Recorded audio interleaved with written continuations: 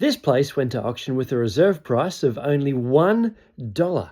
But how much did it actually sell for? Let's have a look. You can see how the auction bids progressed up here.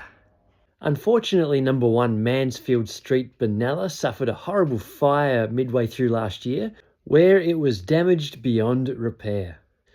Not many people want to buy a house that's burnt down, so I think it's a very clever move of the auctioneers to put it up with such a low reserve price.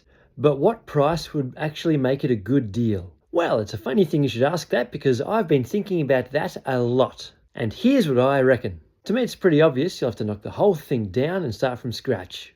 Which brings up the next question of what is an empty block of land in Benalla worth?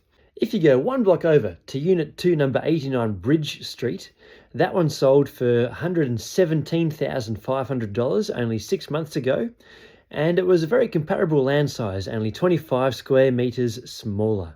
If you consider the Bridge Street is slightly closer to the CBD, and a burnt down house has a bit of a negative stigma about it, it would be fair to expect number 1 Mansfield Street to be worth slightly less than what Bridge Street sold for. So you'd guess $110,000. Now, for those of you playing at home, the next question is, how much does it cost to knock a house down? Well, I've got some estimates that should give us a nice round ballpark figure. The actual demolition, including labour and using some excavators to pull it down, could cost up to $30,000. Taking away the waste and disposing of it properly could cost another $30,000. I think it's fair to allow another $10,000 for just a general cleanup of the site and for anything unexpected, which brings us to $70,000 total. But there's one other thing that could make it much more expensive. And that is if there is any asbestos present.